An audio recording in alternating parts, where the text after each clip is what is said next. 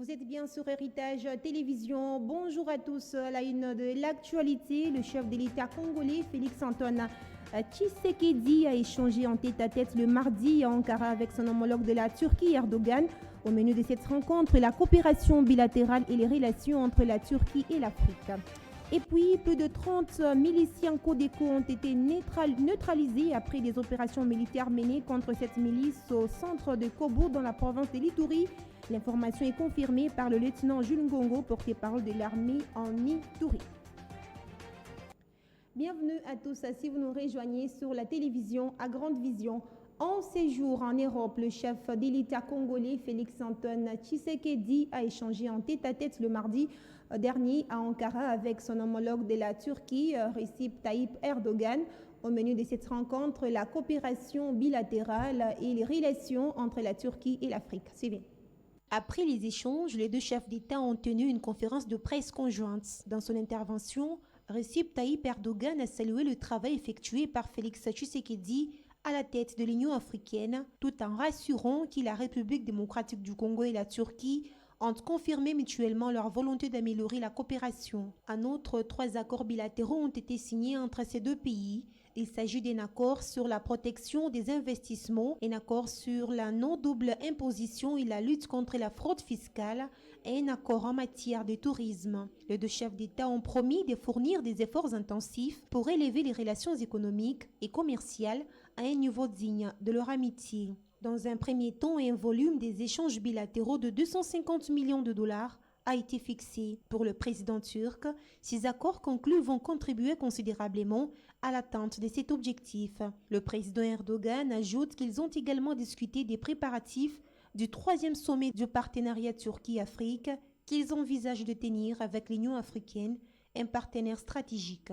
La Turquie est membre observateur de l'Union africaine depuis 2005, un partenariat stratégique qui a été déclaré à Istanbul lors du premier sommet Turquie-Afrique. L'intérêt de la Turquie pour l'Afrique concerne le commerce, l'investissement, la culture, la sécurité, la coopération militaire, le développement et tant d'autres. Et puis, les membres de la commission mixte pour le recensement et l'identification de la population ont présenté le mardi, c'était le rapport de leurs travaux au Premier ministre Jean-Michel Samalukonde Kyenge. Les opérations liées à l'identification et le recensement de la population prendront fin en mai 2023. Thierry Kibombe.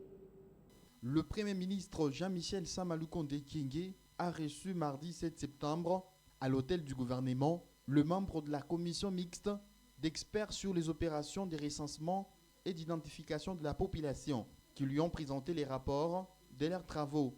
C'est le ministre d'État au plan Christian Mwando Simba qui a conduit cette équipe constituée des experts venus de la primature, du ministère des Plans, de l'Institut national des statistiques, de l'Office national d'identification de la population et de la Commission électorale nationale indépendante.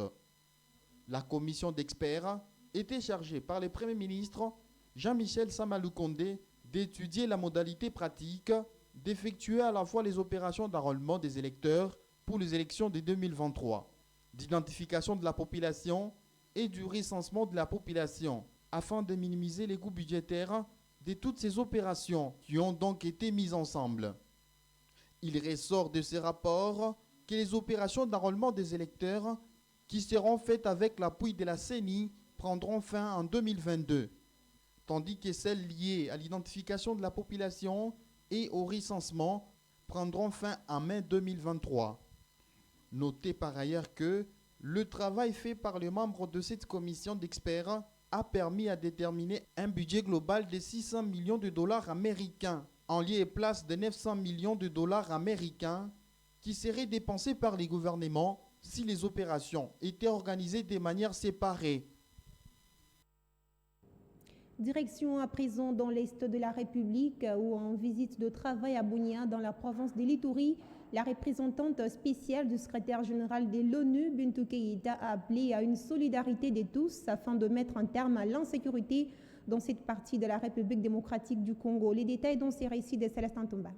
La représentante spéciale du secrétaire général de l'ONU, Bintou Keïta, a séjourné à Bunia, chef-lieu de la province de l'Ituri, en proie depuis 2017 aux violences armées, principalement dans les territoires des Djougou et d'Irumu. L'Ituri étant sous état de siège, la chef de la MONUSCO a appelé à une solidarité de tous afin de vaincre l'insécurité. Après sa rencontre avec les autorités militaires qui dirigent la province, Bintou Keïta a estimé que la lutte contre les groupes armés passe aussi par une guerre psychologique et des communications, d'où il faut sensibiliser la population afin d'avoir un élan de solidarité pour venir à bout de ces hors-la-loi. Sensibiliser la population et faire comprendre qu'on est dans la lutte contre les groupes armés, y compris les milices communautaires. Pour rappel, plus de 50 personnes ont été tuées au cours des attaques depuis la dernière semaine du mois d'août dernier dans les territoires d'Irumu. Des attaques menées par les ADF, notamment sur la RN4 reliant l'Ituri et le Nord Kivu. L'attaque la plus meurtrière est celle qui a visé un convoi d'une centaine de véhicules escortés par l'armée et les casques bleus sur les tronçons Komanda-Luna où les trafics restent suspendus jusqu'à nouvel ordre. Bintou Keïta a salué également les progrès réalisés sur le terrain dans la lutte contre ces forces du mal qui endeuillent l'Est de la RDC depuis plus d'une vingtaine d'années. La traque de forces négatives continue dans l'Est de la RDC. Les forces armées du pays en ont savoir tué 40 éléments appartenant à la milice Codeco en Ituri. Dans cette province, des déplacés expriment leur volonté de retourner dans leurs villages respectifs. Mandela Longa.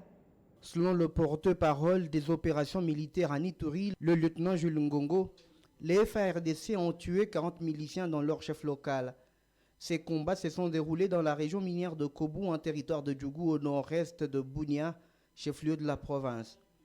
Pendant ce temps, plus de 2000 familles de déplacés établies dans les sites de Djaïba et Loda, dans le territoire de Djougou, en Ituri, expriment le vœu de retourner dans leurs villages respectifs. Elles l'ont dit le mardi 7 septembre dernier à la représentante spéciale du secrétaire général des Nations Unies à RDC, Bintou Keïta, en visite officielle dans cette région en proie aux exactions des miliciens de la Codeco. Pour nous faciliter notre retour, déployer une force de la MONUSCO vers les lieux d'où nous venons, a proposé le représentant de ces familles de déplacer à la chef de la MONUSCO. De son côté, Bintou Keïta estime qu'on doit travailler ensemble pour faire en sorte que les forces armées de la RDC, la police nationale congolaise et la MONUSCO sécurisent les lieux où les déplacés internes doivent revenir. Parmi les solutions envisageables pour une paix durable, ces déplacés demandent la mise en œuvre rapide du processus des désarmement, démobilisation et réinsertion communautaire, stabilisation des RCS pour récupérer les armes que détiennent ces miliciens. Les déplacés ont fui il y a 4 mois les attaques à répétition des miliciens de la Codeco dans le groupement de Fataki pour trouver refuge à côté du camp de la MONUSCO à Djaïba, jugé plus sécurisé. Quittons l'Est de la République pour parler de l'actualité dans la province du Haut-Katanga. Le gouverneur Jacques Tiaboula-Katoué a reçu la délégation de la direction nationale du parti politique UNAFEC. Celle-ci a été conduite auprès de l'autorité provinciale par le secrétaire général Moukala Ilama. L'objectif de cet échange dans ces reportages d'Esther Diour et Basile Blali. L'évolution des travaux de construction du mausolée où sera inhumé le président de l'Assemblée provinciale, Antoine Gabriel Kungwa-Kumwanza, et la situation créée par des jeunes non autrement identifiés qui s'étaient attaqués aux biens de paisibles citoyens le samedi dernier. 2 questions à l'agenda des échanges entre l'autorité provinciale et la direction du parti UNAFEC. Le chef de la délégation, le secrétaire général, se félicite de l'évolution des travaux de construction du mausolée. Pour ce qui est des troubles provoqués par des jeunes le samedi dernier, le secrétaire général Moukala Ilama dénonce les actes que ne poseraient jamais les jeunes de son parti qui sont disciplinés et défenseurs des institutions établies. Là, nous vous rassurons que les choses se passent à merveille. Les travaux sont en train d'évoluer correctement et nos sous-traitants sont en train de s'y atteler pour justement les délais contractuels que ça soit respecté. L'INAFEC n'a jamais pillé 2 années. Le référence fait lésion.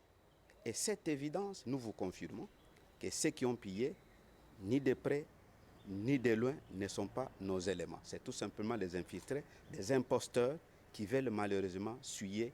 Et aujourd'hui, peut-être à l'extrême, faire mal à notre parti et cher parti l'INAFEC. Donc, ne sont pas nos éléments. Sous l'encadrement du chef de l'État Félix-Antoine Tshisekedi Tshilombo, la famille biologique de Antoine Gabriel Kungwa-Kumwanza et son parti, l'UNAFEC, travaillent en étroite collaboration pour réserver les obsèques dignes à ce patriarche du Grand Katanga. Dernier titre et avant de refermer cette édition du journal, dans la province du Kassai oriental, l'ex-ministre a pris le gouverneur et ministre des Finances est sorti de son silence. Il s'agissait pour Jean-Louis Kassongo d'expliquer à l'opinion les raisons de son éviction de l'exécutif provincial. Pour lui, tous les griefs mis à sa charge par la gouverneure intérimaire sont non fondés. Propos recueillis par Franck Babi, notre correspondant sur place. Pourquoi même pas un seul compte rendu pendant ce temps de suspension où j'aurais signé ces correspondances? Un seul compte rendu n'en a pas fait cas. Pourquoi?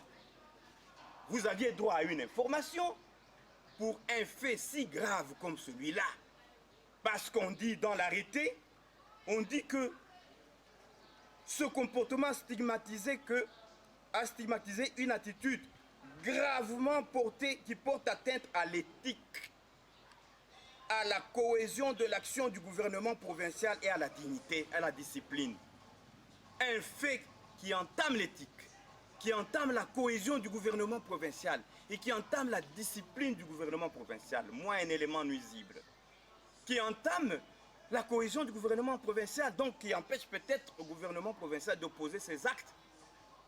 Cette gravité, pourquoi elle ne transpire pas dans un seul compte rendu du gouvernement? Comprenez la gravité? Et c'est des faits infractionnels, de faux en écriture. Pourquoi la justice n'en fait pas cas? Même la sécurité, parce que lorsque j'entame la cohésion du gouvernement provincial, c'est grave. Voyez la légèreté avec laquelle on m'impute des faits. Je demande à ceux qui m'ont humilié de corriger, parce que je suis un chrétien, que l'on corrige. L'erreur est humaine, que l'on corrige. Faute de quoi, je vais m'adresser à d'autres instances qui pourront m'écouter, parce que je tiens à mon honneur. Ce journal est terminé. Prenons le rappel le titre. Le chef de l'État congolais Félix-Antoine Tshisekedi a échangé en tête-à-tête le mardi à Ankara avec son homologue de la Turquie, Erdogan. Au menu de cette rencontre, la coopération bilatérale et les relations entre la Turquie et l'Afrique. Vous avez également suivi dans ces journaux, plus de 30 miliciens Codeco ont été neutralisés après des opérations militaires menées contre cette milice au centre des Kobour dans la province de l'Ituri. L'information est confirmée par le lieutenant Jules Ngongo, porte-parole de l'armée en Ituri. C'était le journal de la rédaction. Merci à tous de l'avoir suivi. N'attendez pas d'être heureux pour sourire. Souriez plutôt afin d'être heureux. Je vous retrouve très prochainement. L'information reste en continu sur Héritage Télévision. À bientôt.